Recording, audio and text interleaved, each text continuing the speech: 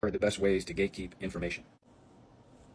Nice try, Professor. The very first thing I did to uncover the text here was to create borderlines to indicate where the tops and bottoms of each letter would be, which I did by taking note of the portions of the letters that were visible. Now, with the portions of the letters that he didn't cover up, there are a few I'm able to determine immediately. Only a T curves at the bottom like these two letters. This letter over here has to be an N. Here we can see the bottom of a G over here and over here. If you look very closely right over here, you can see what has to be the bottom of a Y. The only letter that this can be the right half of is a U, which gets us here. This three-letter word over here that starts with a Y and ends with a U pretty obviously has to be U. And I figured that the word that precedes it must be an ing verb, because that would line the I right up to this little dot that pokes up out of the red. And given that there are three dots poking up out of the top over here, the only one that would be able to fit slimly in between these two would be an L, which gets us here. It is now pretty obvious that this word must be telling, which fills in our second word. Now, these two words with the two letters that precede it make it pretty obvious what he's trying to do. He's not telling you. From here, I can surmise that each instance where we can see the tops of three letters side by side must be the word telling, giving us another telling over here and another telling over here. And the little white dot that is the top of this letter over here lets me know that this fourth line must end with an ing.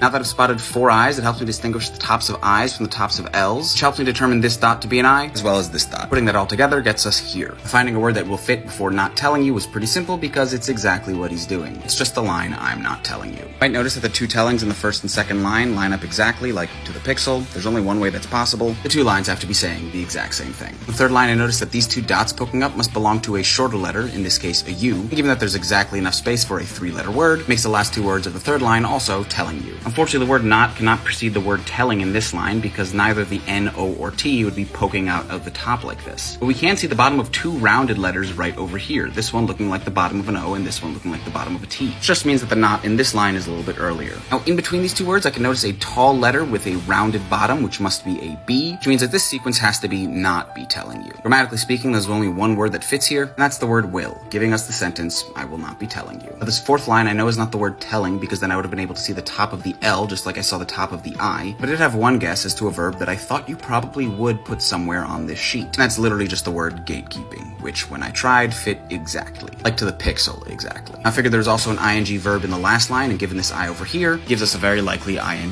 This first letter over here has to be either an M, N, or an R, but given the patterns, I don't think I'm going on a limb here when I say the first word is not. Now, not telling is too tall to fit behind the red here. However, the synonym not saying isn't too tall, and it fits, like to the pixel. Now, the only other clue I have in this last line is that I can see the tops of two tall letters right over here, separated by exactly 20 pixels, which actually narrows down my options. Either the first letter is a B or an H, and the second letter is an I or an L, or the second letter is a D, and the first letter is an I or an L. Those are the only combinations that fit. So we know that only a select few pairings of letters will fit here, and that he's not saying something.